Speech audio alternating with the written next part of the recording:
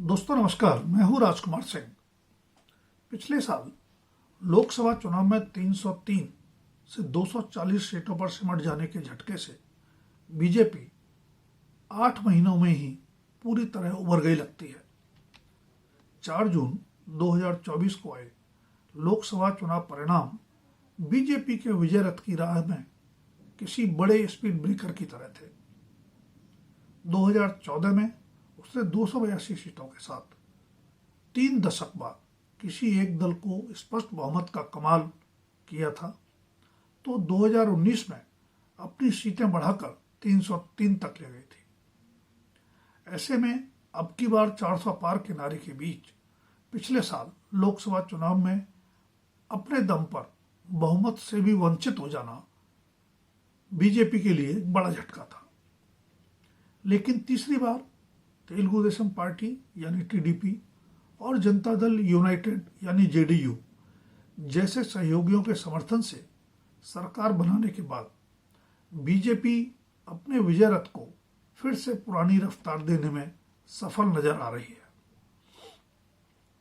बेशक पिछले साल लोकसभा चुनावों के साथ हुए विधानसभा चुनाव में भाजपा पहली बार ओडिशा में सरकार बनाने में सफल रही थी। आंध्र प्रदेश में तेलुगु देशम पार्टी यानी टीडीपी की सत्ता में वापसी में भी वह गठबंधन पार्टनर थी। उसके विजय रथ को रफ्तार फिर भी सही मायने में हरियाणा और महाराष्ट्र की जीत से मिली है, जिसे अब दिल्ली में 27 साल बाद सत्ता में वापसी से और भी पंख लग जाएंगे।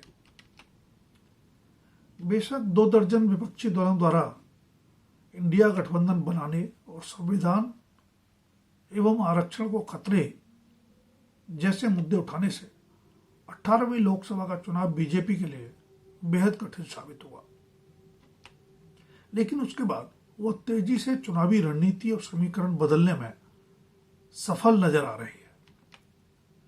लोकसभा चुनाव तक प्रधानमंत्री नरेंद्र मोदी का नाम और चेहरा ही बीजेपी का सबसे बड़ा चुनावी ट्रम्प कार्ड रहा। इस बीच लोकसभा चुनाव के बीचों बीच बीजेपी अध्यक्ष जेपी नड्डा ने एक इंटरव्यू में यहां तक कह दिया कि शुरुआत में राष्ट्रीय स्वयंसेवक संघ की मदद पर रही बीजेपी अब समर्थ हो गई है, इसलिए उसे आरएसएस की मदद की अब जरूरत नहीं। लेकिन उसके बाद उसकी चुनावी रणनीति में बड़ा परिवर्तन नजर आता है। बेशक मोदी की लोकप्रियता अभी भी बीजेपी का सबसे बड़ा सकारात्मक पक्ष है, लेकिन अब वह बहुआयामी चुनावी रणनीति के तहत चुनावी जंग में उतरती है। लोकसभा चुनाव में बीजेपी को लगे झटके के 3 प्रमुख कारण माने गए। 1, नड्डा की टिप्पणी से आरएसएस की नाराजगी। 2, राज्य नेतृत्व की चुनाव में नगण्य भूमिका।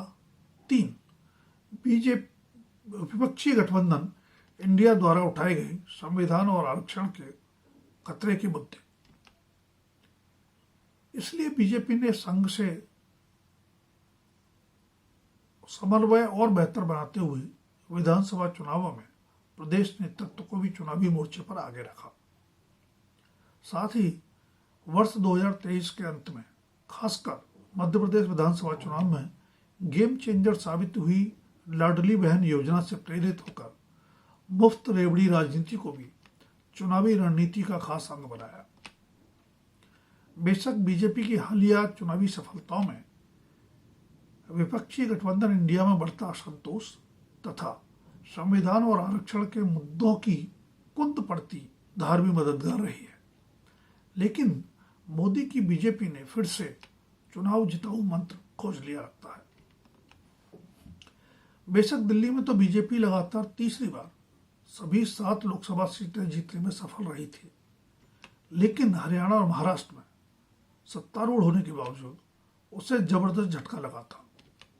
उसके बाद ही बीजेपी ने राज्यों के चुनावों में स्थानीय नेतृत्व और मुद्दों पर ज्यादा फोकस करना शुरू किया।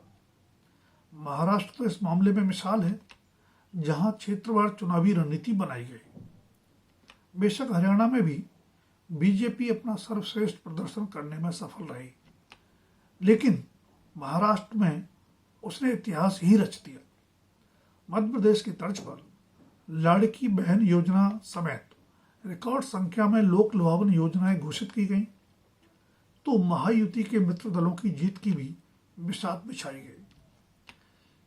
हरियाणा और महाराष्ट्र में शानदार जीत के बावजूद देश की राजधानी दिल्ली में बीजेपी की राह आसान नहीं थी।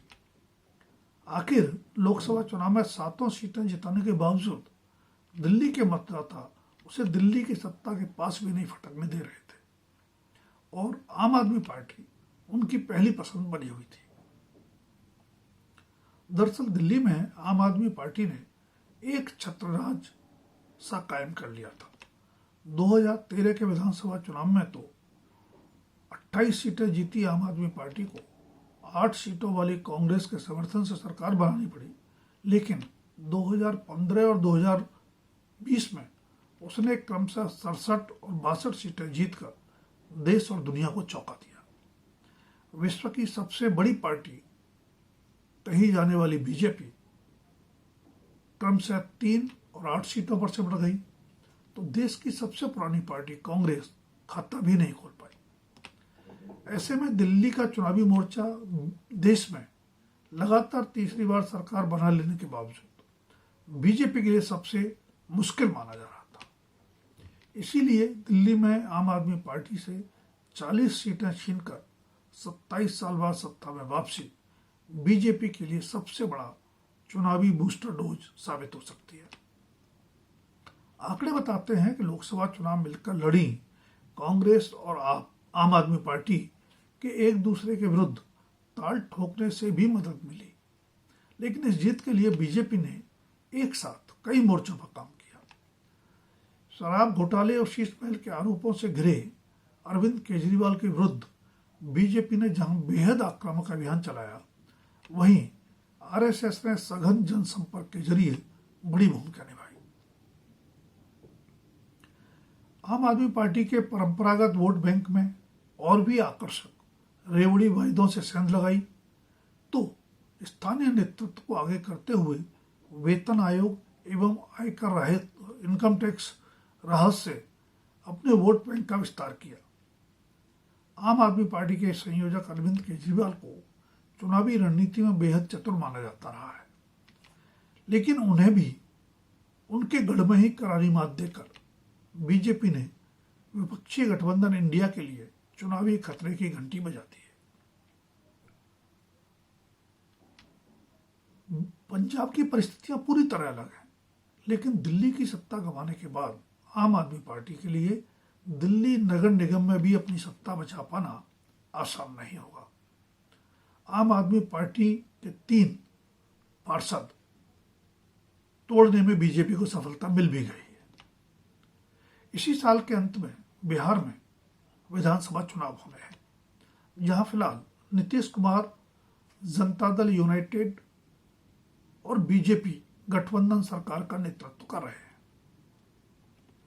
इस गठबंधन में चिराग पासवान और उपेंद्र कुशवाहा भी शामिल है, जबकि चुनावी रणनीतिकार प्रशांत किशोर की जन स्वराज पार्टी की मौजूदगी से भी अप्रत्यक्ष लाभ बीजेपी को ही मिलने की संभावना है। दोस्तों, अगर वीडियो पसंद आए तो लाइक, शेयर और सब्सक्राइब अवश्य करें। अपनी राय भी कमेंट सेक्शन में दें। धन्यवाद। अभी के लिए इतना ही। जल्द फिर मिलेंगे किसी नए विषय के साथ।